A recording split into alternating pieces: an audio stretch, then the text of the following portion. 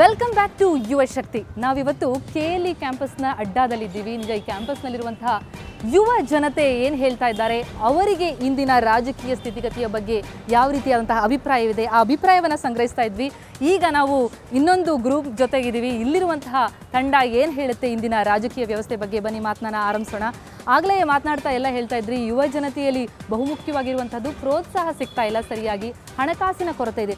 ಹಣ ಒಂದೇನಾ? ಹಣ ಇಲ್ಲ ಅಂತಂದರೆ ಮುಂದೆ ಬರ್ಲಿಕ್ಕೆ ಸಾಧ್ಯನೇ ಇಲ್ಲನಾ? ಹೌದು, ಈಗ ಹಣ ಇಲ್ಲದೆ ಇರೋ ರಾಜಕೀಯಕ್ಕೆ ನಿಲ್ಲೋಕ್ಕಾಗೋದಿಲ್ಲ. ಆದರೆ ಒಂದಿದು ಯೂತ್ಸ್ಗೆ ಒಂದಿದು ಓಟ್ ಹಾಕೋದು ಅಂದರೆ ಇವಾಗ ಜಾಸ್ತಿ ಅಲ್ಲ, ಯಾರೂ ಓಟ್ ಹಾಕೋದೇ ಇಲ್ಲ. ಅಂದರೆ 70% 60% ಅಷ್ಟೇ ಓಟ್ ಹಾಕ್ತಿರ್ತಾರೆ. ಹಳ್ಳಿ ಕಡೆಯರಾದರೆ ಒಂದು 90% ಹಾಕ್ತಾರೆ ಹಣ ಹಾಗೂ ಎಂಡದ ಆಮಿಷದಿಂದ. ಆದರೆ ಎಜುಕೇಟೆಡ್ ಪೀಪಲ್ಲು ಸಿಟಿ ಸೈಡೇ 60ಇಂದ 70% ಅಷ್ಟೇ ಓಟ್ ಹಾಕ್ತಿದ್ದಾರೆ. ಅಂದರೆ ಅವರು ಏನು ನನ್ನೊಬ್ಬನಿಂದ ಏನಾಗುತ್ತೆ ಅಂತಲೇ 60ಇಂದ 70% ಜನ ಓಟ್ ಆಗ್ತಾ ಇಲ್ಲ. ಓಕೆ, ನನ್ನೊಬ್ಬರಿಂದ ಏನಾಗ್ಬೋದು ಅನ್ನೋ ಧೋರಣೆ ಎಲ್ಲರಿಲ್ಲಿದೆ ಅಂತ ಹೇಳಿದ್ರೆ, ನಿಮ್ಮಲ್ಲಿ ಇರೋರಲ್ಲಿ ಎಷ್ಟು ಜನರಲ್ಲಿ ಆ ರೀತಿಯ ಧೋರಣೆ ಇದೆ? ನೀವು ಯಾರು ಓಟ್ ಹಾಕಿದ್ದೀರಾ? ಎಲ್ಲರ ಹತ್ರ ವೋಟರ್ ID ಇದೆಯಾ? ಎಲ್ಲರದ್ದು ಇದೆ. ಓಕೆ, ರಕ್ಷಿತ್, ನಿಮ್ಮನ್ನು ಕೇಳಲೇಬೇಕು. ಸೊ ನೀವೀಗ ನಿಂತಿದ್ದೀರಿ, ಹೌದು. ಆದರೆ ನಿಂತಿದ್ದು ನೀವು ಹೇಳಿದ್ರಿ ಮಾದರಿ ಆಗಬೇಕು, ಯುವ ಜನತೆಯಲ್ಲಿ ಒಂದು ರೀತಿ ಉತ್ಸಾಹ ಬರಬೇಕು, ನಾವು ರಾಜಕೀಯಕ್ಕೆ ಎಂಟರ್ ಆಗಬೇಕು ಅನ್ನೋ ಆ ಒಂದು ಆಶಯದಿಂದ ಅಂತೇಳಿ. ಆದರೆ ಅಂತಹ ದೊಡ್ಡ ದೊಡ್ಡ ಧುರೀಣರ ಎದುರಿಗೆ ನೀವು ಗೆಲ್ಲಬಹುದು ಅಂತ ಅನ್ಸುತ್ತಾ? ಧುರೀಣರ ಎದುರಿಗೆ ಗೆಲ್ಬೋದು ಅನ್ನೋದಕ್ಕಿಂತ 4 ಜನಕ್ಕೆ ಸ್ಫೂರ್ತಿ ಆಗ್ಬೋದು. ಈ ಜನಗಳ ಮತದಿಂದ ಬೇಕಾಗಿರತಕ್ಕಂಥದ್ದು, ಅವ್ರು ಆಯ್ಕೆ ಮಾಡಬೇಕಾಗಿರತಕ್ಕಂಥದ್ದು ಒಬ್ಬ ನಾಯಕನಲ್ವೇ ಅಲ್ಲ. ಅವ್ರಿಗೆ ಬೇಕಾಗಿರತಕ್ಕಂಥದ್ದು ಅವ್ರ ಊರು ಕಾಯೋವಂಥ, ಆ ಜನಗಳ ಸೇವೆ ಮಾಡತಕ್ಕಂಥ ಒಬ್ಬ ಸೇವಕ ಬೇಕಾಗಿರೋದು. ಜನ ತಪ್ಪು ತಿಳ್ಕೊಂಬಿಟ್ಟಿದ್ದಾರೆ. ನಾನು ಒಬ್ಬ ಮತ ಮಾಡೋದ್ರಿಂದ, ನಾನು ಮತದಾನ ಮಾಡೋದ್ರಿಂದ ನಾನೊಬ್ಬ ರಾಜಕೀಯ ನಾಯಕನ ಬೆಳೆಸ್ತಾ ಇದ್ದೀನಿ, ನನಗೊಬ್ಬ ರಾಜಕೀಯ ನಾಯಕ ಬೇಕು ಅಂದ್ಕೊಂಡ್ಬಿಟ್ಟಿದ್ದಾರೆ. ಆದರೆ ಅದು ಜನಗಳ ತಪ್ಪು ಅಭಿಪ್ರಾಯ. ಅವ್ರಿಗೆ ಬೇಕಾಗಿರತಕ್ಕಂಥದ್ದು ಅವ್ರ ಮನೆ ಕಾಯೋವಂಥ, ಅವ್ರ ಊರು ಕಾಯೋವಂಥ, ಹೆಣ್ಮಕ್ಳಿಗೆ ರಕ್ಷಣೆ ಕೊಡತಕ್ಕಂಥ, ಅವ್ರ ಮನೆ ಕೆಲಸ ಮಾಡತಕ್ಕಂಥ, ಊರು ಕೆಲಸ ಮಾಡತಕ್ಕಂಥ ಸೇವಕ ಬೇಕಾಗಿರುತ್ತದ್ದು. ಆ ಸೇವಕ ನಾನಾಗಿರ್ತೀನಿ ಅಂತ ಜನಗಳ ಮುಂದೆ ಹೋಗ್ತಾ ಇದ್ದೀನಿ. ಓಕೆ, ಸೊ ಈ ಪ್ರಚಾರದಲ್ಲಿ ಯುವ ಜನತೆ ಪಾಲ್ಗೊಳ್ಳುವಂಥದ್ದು ಎಷ್ಟು ಸರಿ ಅಂತ ಅನ್ಸುತ್ತೆ? ಅಥವಾ ಆ ನಿಟ್ಟಿನಲ್ಲಾದರೂ ಒಂದು ಹೆಜ್ಜೆಯನ್ನು ಇಡ್ತಾ ಇದ್ದಾರೆ ರಾಜಕಾರಣದಲ್ಲಿ ಅಂತ ಅನ್ಸುತ್ತಾ ತಮಗೆ? ನಮ್ಮ ರಾಜಕೀಯ ವ್ಯವಸ್ಥೆ ಬದಲಾಗಬೇಕು ಅಂತ ಅಂದರೆ ನಾನು ಒಂದು ಎಕ್ಸಾಂಪಲ್ ಹೇಳೋದಕ್ಕೆ ಇಷ್ಟಪಡ್ತೀನಿ. ಈಗ ನಮ್ಮ ದೇಶಕ್ಕೆ ವಿದೇಶಗಳಿಂದ ಬಂದಿರತಕ್ಕಂಥ ಪ್ಯಾಷನನ್ನು ಅಳವಡಿಸ್ಕೊಳ್ತಾರೆ, ಬೇರೆ ವಿಧಾನ ರೀತಿಯಾಗಿರ್ತಕ್ಕಂಥ ಭಾಷೆಯನ್ನು ಅಳವಡಿಸ್ಕೊಳ್ತಾರೆ. ಯಾಕೆ? ಕೆಲವು ಉತ್ತಮವಾಗಿರ್ತಕ್ಕಂಥ ದೇಶಕ್ಕೆ ಅಭಿವೃದ್ಧಿ ಹೊಂದೋಕ್ಕೆ ಸಹಾಯಕವಾಗುವಂಥ ವಿಷಯಗಳನ್ನು ತೊಗೊಳ್ಳಲ್ಲ. ಫಾರ್ ಎಕ್ಸಾಂಪಲ್, ನಾನು 2 ಕಂಟ್ರೀಸನ್ನು ಹೇಳ್ತೀನಿ. ಒಂದು ಸ್ವಿಟ್ಜರ್ಲ್ಯಾಂಡ್, 2 ಚೀನಾ. ಆಯಿತಾ? ಸ್ವಿಟ್ಜರ್ಲ್ಯಾಂಡಲ್ಲಿ ರಾಜಕೀಯ ವೃತ್ತಿ ಅಲ್ಲ, ನಮ್ಮ ದೇಶದಲ್ಲಿ ಅದು ವೃತ್ತಿ. ಅದು ಅವರ ಅಪ್ಪನಿಗೆ, ಅವರ ತಾತನಿಂದ, ಮಕ್ಕಳಿಂದ, ಮೊಮ್ಮಕ್ಕಳಿಂದ, ಅವ್ರ ಮಕ್ಕಳು ತಿನ್ನೋವರೆಗೂ ದುಡ್ದಿಟ್ಕೊಳ್ತಾರೆ. ಅದು ನಮ್ಮ ದೇಶದಲ್ಲಿ ಖಂಡಿತವಾಗ್ಲೂ ಇರಬಾರ್ದು. ಸ್ವಿಸ್ ಕಂಟ್ರಿಯಲ್ಲಿ ನಿಜವಾಗ್ಲೂ ಎಷ್ಟು ಪ್ರೌಡ್ ಫೀಲ್ ಆಗಬೇಕು ಅಂದರೆ ಆ ಕಾನ್ಸ್ಟಿಟ್ಯೂಷನ್ನ ಓದೋಕ್ಕೆ ತುಂಬ ಖುಷಿ ಆಗುತ್ತೆ ನನಗಂತೂ ನಿಜವಾಗ್ಲೂ. ಎರಡನೇದಾಗಿ, ಚೀನಾ ಕಂಟ್ರಿಯಲ್ಲಿ ತೊಗೊಳ್ಳೋದಾದರೆ ಅಲ್ಲಿ ಆಸ್ತಿಗಳು, ನಾನು ಏನಾದರೂ ದುಡ್ದಿದ್ದೀನಿ, ನಾನು ಎಷ್ಟು ಕೋಟಿನಾದ್ರು ದುಡಿಲಿ, ನಾನು ನೆಗೆದು ಬಿದ್ದೋದ್ಮೇಲೆ ಅದು ಖಂಡಿತವಾಗ್ಲೂ ಗೌರ್ಮೆಂಟ್ಗೆ ಹೋಗ್ಬಿಡುತ್ತೆ. ಅದು ಆ ರೀತಿ ನಮ್ಮ ದೇಶದಲ್ಲಿ ಬೇಕು ಅಂತ ನಾನು ಹೇಳ್ತೀನಿ. ಖಂಡಿತವಾಗ್ಲೂ ನಾನು ದುಡ್ದಿದ್ದು ನನ್ನ ಮೊಮ್ಮಕ್ಕಳು ತಿನ್ನೋವರೆಗೂ ಇದ್ಬಿಟ್ರೆ ಏನ್ರಿ ಬಂತು ಅಲ್ಲಿ ಪ್ರಯೋಜನ? ಯಾರೀ ತೊಗೊಳ್ತಾರೆ?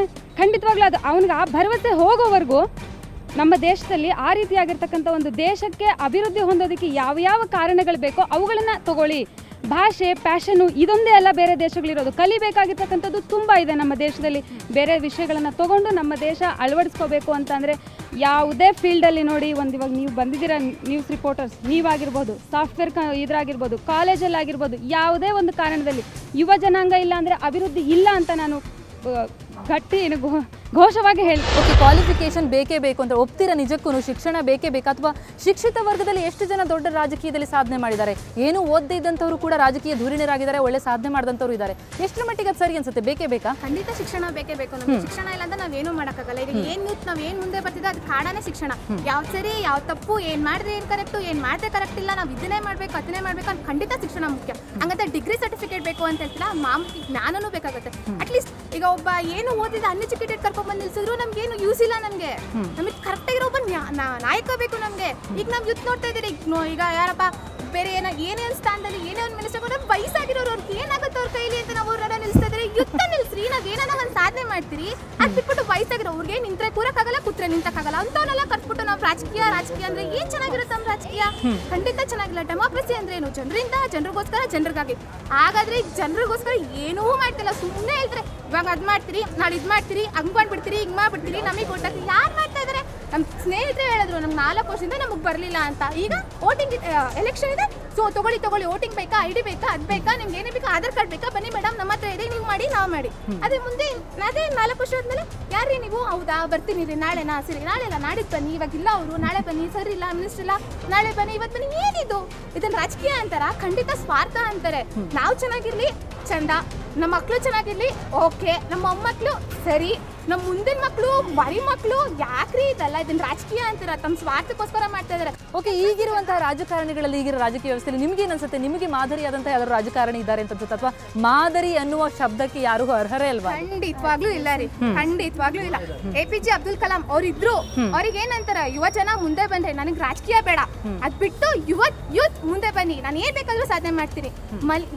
Dream your self, don't dream in your night. Dream ಹಾಕ್ಬೇಕು, ಹೇಳಿ ಎದ್ದೇಳಿ ಮಾಡಿ ಮುಂದೆ ಬನ್ನಿ ಅಂತಾರೆ. ಅದನ್ನ ನಮ್ಮನ್ನು ಬಿಡ್ತಾ ಇದ್ರ ಯುವ ಜನ. ಯಾವುದೋ ವಯಸ್ಸಾಗಿ ತಾತ ಕುತ್ಕೋತಾನೆ, ಅವ್ರಿಗೆ ಹಾ ಅಂದ್ರೆ ಹೂ ಅನ್ನಕ್ ಬರಲ್ಲ, ಹೂ ಅಂದ್ರೆ ಹಾ ಅನ್ನಕ್ ಬರಲ್ಲ ಅಂತವನ್ನೆಲ್ಲ ರಾಜ್ಯಕ್ಕೆ ಸೇರಿಸ್ತೀರ. ಅದು ಹಿಂಗ್ ನಮ್ಮ ರಾಜ್ಯ ಡೆವಲಪ್ ಆಗುತ್ತೆ, ಅದು ಹಿಂಗ್ ನಮಗೆ ಮುಂದೆ ಬರುತ್ತೆ.